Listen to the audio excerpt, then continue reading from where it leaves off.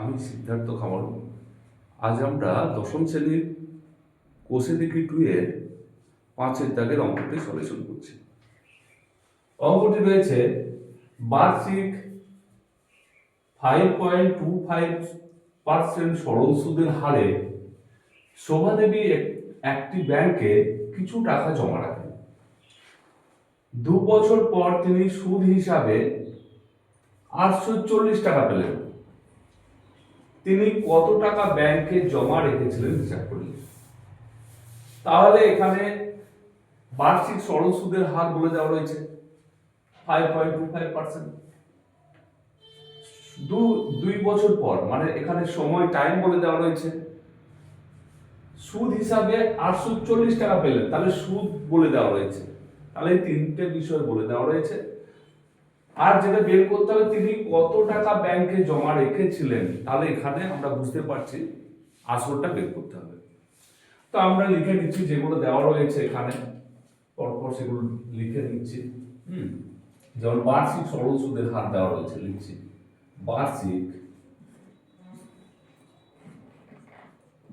বার্ষিক সরল সুদের হার, বার্ষিক সরল সুদের হার আর সমান দেওয়া রয়েছে 5.25%।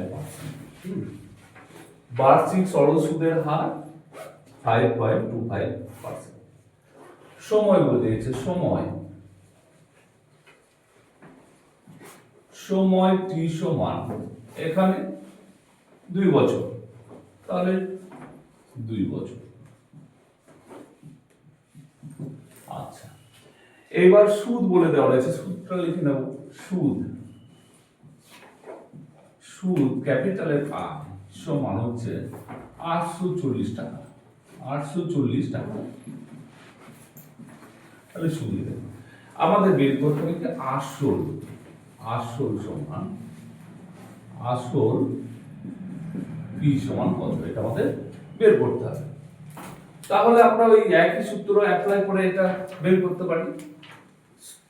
তো সূত্রটি লিখছি যে সুদ আই সমান P R T by 100, PRT by 100। তাহলে বা এই জায়গায় আমরা x এর আসল সমান x টাকা ধরে নিতে পারি। দেখা যাক যদি আমি লিখি যে আসল সঠিক আছে, এখানে আমরা লিখছি যে মনে করি আসল সমান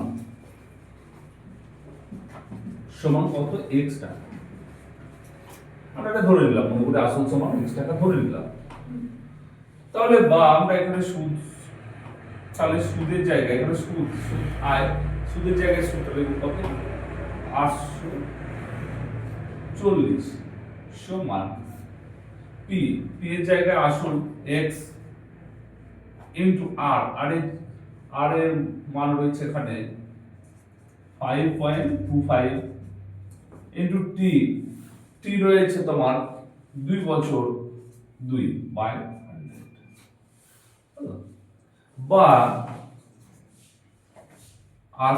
তাহলে এবার এখানে কিছু নয় মানে 1 আছে, তাহলে কোনাকুনি গুণ x ইনটু 5.25 ইনটু 2 সমান এখানে 840 ইনটু 100। বা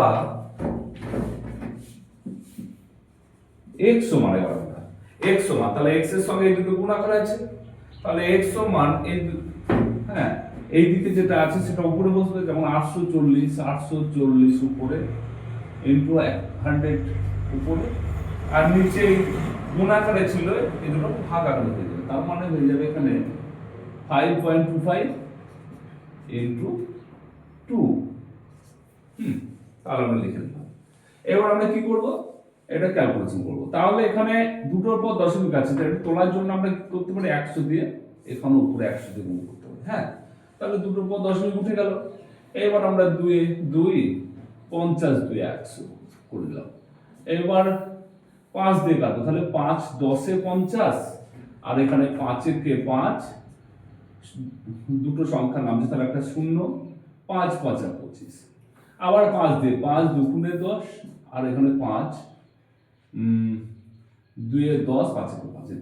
আর 21 কে এটা দিয়ে 840 দিয়ে, যেমন 21 কে 21, আর 4 21 হচ্ছে তোমার 84, আর একটা 0, তাহলে সমান দিয়ে এখানে 100 ইন্টু 40 ইন্টু 2, 4 100 400, এই 4000, 4 140 100 4000 ইন্টু সমান 8000। হ্যাঁ, তাহলে 8000 টাকা জমা রেখেছিলেন, তাই তো? তাহলে আসল এখানে বের এক্স এর মান বের হলো, মানে আসল ধরে নিয়েছিলাম এক্স, তাহলে 8000 টাকা। তাহলে আমরা লিখতে পারি যে তিনি কত টাকা ব্যাংকে জমা রেখেছেন। অতএব তিনি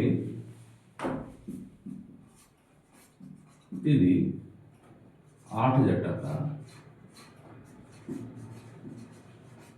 ব্যাংকে জমা রেখেছিলেন।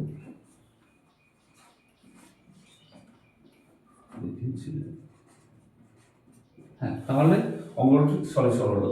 তবে এইখানে আমরা এই সুদের যে সূত্র, এই সূত্রটা অ্যাপ্লাই করে অঙ্কটা করেছি, কিন্তু যদি আমরা মনে করি যে এই সূত্র থেকে আমরা পি এর মানটা বের করে নিয়ে সেখানে আমরা যে মানগুলো রয়েছে, যেমন সুদের হার, সময়, সুদ, সেগুলো বসিয়ে পি এর মানটা বের করব, তাহলে সেই ক্ষেত্রেও হবে। যেমন আমি বলতে চাইছি যে এটা আই সমান, এই যে আই সমান এখানে পি আর টি বাই 100। এবার আমরা কোনাকুনি গুণ করে নিই, পি আর টি সমান হচ্ছে আই ইন্টু 100। এইবার দেখো আমরা পি সমান করে নেব, পি সমান করে নিয়ে I into 100 by R into T. দেখো এবার আমরা কি, এখানে যেমন সুদ আছে, সুদের মান দেওয়া আছে, সুদ এখানে বসাতে পারবো। এখানে যেমন বার্ষিক সুদের হার দেওয়া রয়েছে, এখানে বসাতে পারবো। আবার সময় দেওয়া রয়েছে, বসাতে পারবো। তাহলে পি এর মানটা আমাদের বের হয়ে যাবে। এখানে পি এর মান ধরে নিতে হবে না, পি এর মান আমরা এমনি বের করতে পারবো। হ্যাঁ, তো এইরকম ভাবে আমরা অঙ্কটি সলিউশন করতে পারবো। এতটা লেখার পরে আমরা এরকম ভাবে পি এর মানটা বের করে নিয়ে সেখানে মানগুলোকে ইনপুট করে আমরা কিন্তু এখানে আসল নির্ণয় করতে পারবো। তো যেভাবে করবে করা যাবে। বেশ, তাহলে 5 এর অঙ্কটি সলিউশন।